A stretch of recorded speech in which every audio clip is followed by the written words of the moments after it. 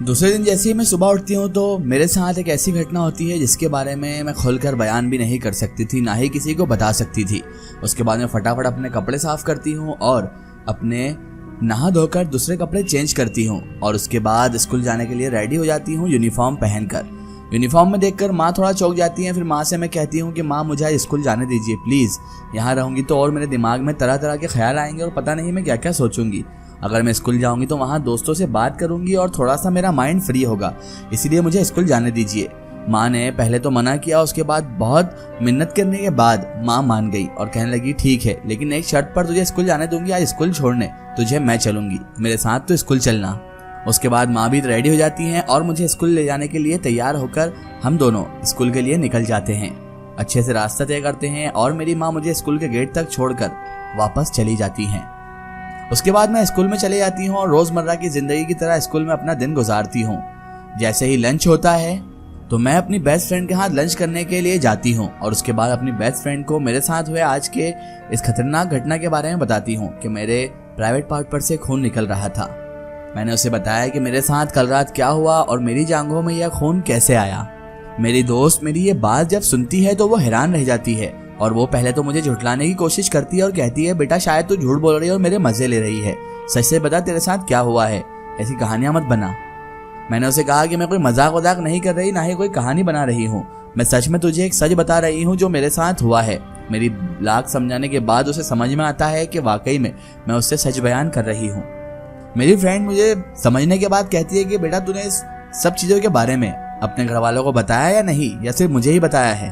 मैंने कहा कि नहीं, मैंने अपनी माँ को इस बारे में कुछ भी नहीं बताया है, ना ही मैं बताना चाहती हूँ, क्योंकि कल जो मेरे साथ हुआ ना उसे देखकर मेरी माँ काफ़ी रो दी थी, तो मैं उन्हें और परेशान नहीं करना चाहती, ना ही उन्हें और तकलीफ देना चाहती हूँ, रुलाना चाहती हूँ। मुझे अपनी माँ को अब और दुख नहीं देना है। मैंने अपनी फ्रेंड से कहा तुम ही कुछ बताओ ना कि मैं कैसे ये सब सही करूँ और आखिर ये सब क्या हो रहा है मेरे साथ। और उस दिन जंगल के रास्ते में क्या दृश्य चीज थी जिसने मेरा हाथ पकड़ लिया। तभी मेरी दोस्त मुझसे कहती है शायद तेरे ऊपर कोई ऊपरी चक्कर है। मैं अपनी दोस्त की ये बात सुनकर थोड़ा चौंक गई कि आखिर ये क्या बोल रही है, आखिर ये ऊपरी चक्कर होता क्या है। तो मेरी दोस्त बोली कि तू सिर्फ मेरी बात सुन और कुछ मत बोल, क्योंकि तेरे साथ जो हो रहा है ना ऐसा ही कुछ मेरे भाई के साथ भी हुआ था और उसके साथ भी कुछ ना कुछ उल्टा सीधा होता ही रहता था। तो मेरी माँ ने मेरे भाई को एक आमिल साहब को दिखाया और उनको दिखाने के बाद मेरा भाई बिल्कुल सही भी हो गया। मैं उन मौलवी जी को अच्छी तरह से जानती भी हूँ। चल आज हम कोचिंग के वक्त उन मौलवी जी के पास चलेंगे और उनसे ही इस समस्या का समाधान पूछेंगे और उन्हें सारी चीजें बताएंगे, शायद वो हमारा कुछ इलाज कर सके। आज हम दोनों लोग कोचिंग नहीं जाएंगे। मैं उसकी बात को मान जाती हूँ और अब स्कूल की छुट्टी भी हो चुकी थी।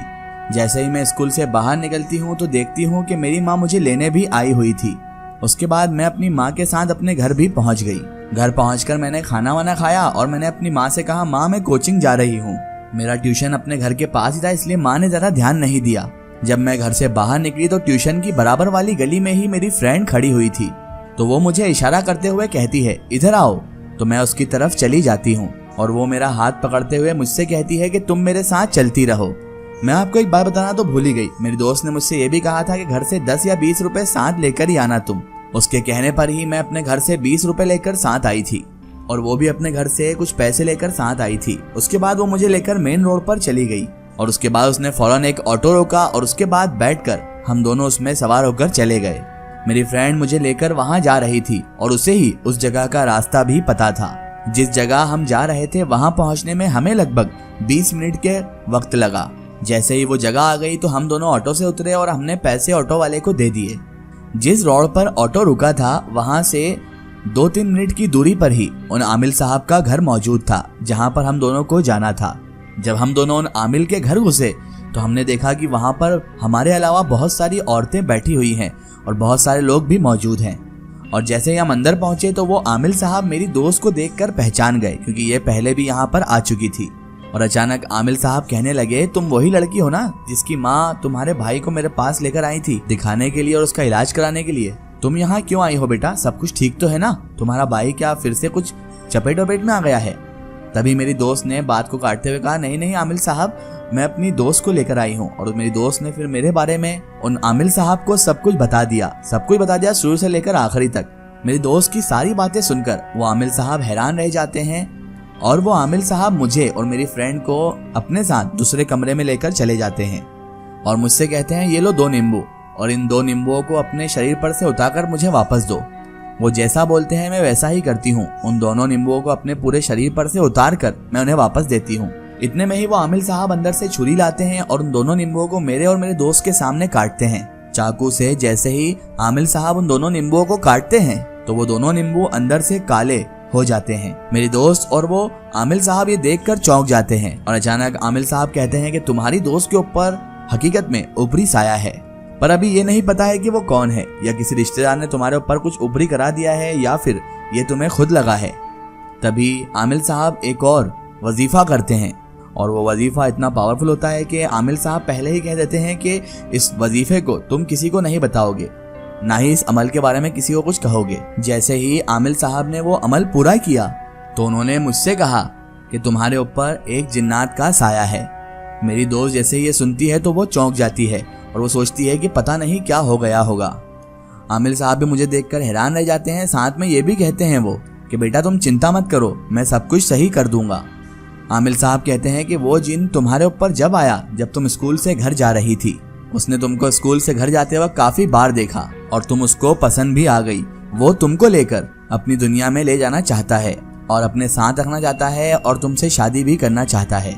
और उस जिन्नात ने मुझसे ये भी कहा कि वो तुम्हारे साथ अपना वंश, अपनी नस्ल बढ़ाना चाहता है। मैंने काफी कोशिश की कि वो तुमको छोड़कर चला जाए, पर बेटा वो मेरी बात मान ही नहीं रहा है।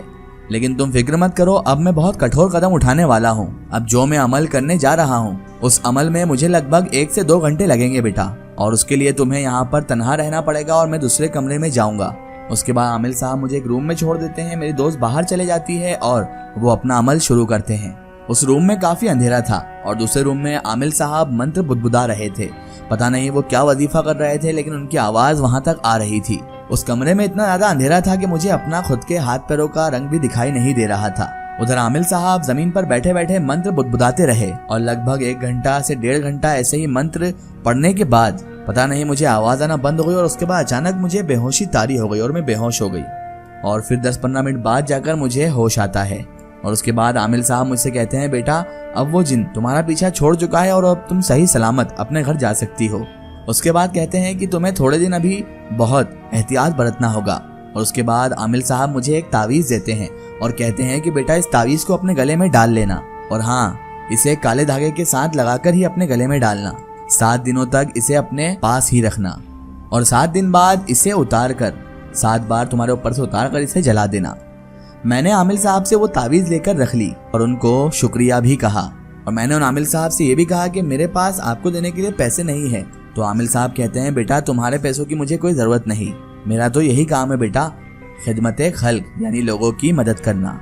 तो आप दोनों अब घर चले जाइए, शाम भी होने वाली है और आपके घर वाले भी फिक्र करेंगे। जब मैं घर पहुंची तो मेरी माँ मुझसे कहती है इतना लेट कहाँ हो गई थी तुम। तो मैंने अपनी माँ से कहा कि मैं अपने दोस्त के घर चली गई थी माँ, और वहीं उसके साथ रुककर पढ़ाई भी कर ली। मैंने आमिल साहब का बताया हुआ तरीका ही अपनाया और 7 दिन तक उस तावीज़ को अपने गले में डाला और 7 मरतबा उतार कर फिर जला दिया।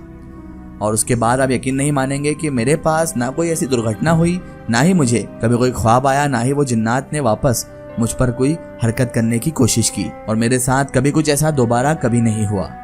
दोस्तों अगर आप भी अपनी जिंदगी की कोई सच्ची कहानी या सच्ची घटना हमारे चैनल से शेयर करवाना चाहते हैं और आप चाहते हैं कि आपकी स्टोरी भी माई स्टोरी बुक चैनल से शेयर हो, तो आप हमें हमारे फेसबुक पेज पर कांटेक्ट कर सकते हैं और अपनी स्टोरी वहां पर हमें बता सकते हैं।